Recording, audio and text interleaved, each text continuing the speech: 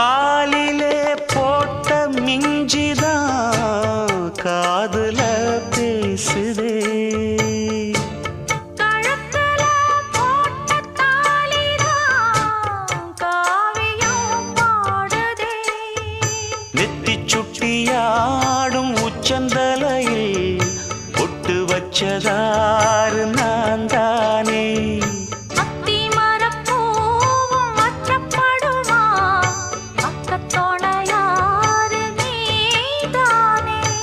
ஆசை பேச்சில் பாதி மூச்சில் லேசாதேகம் சூடு.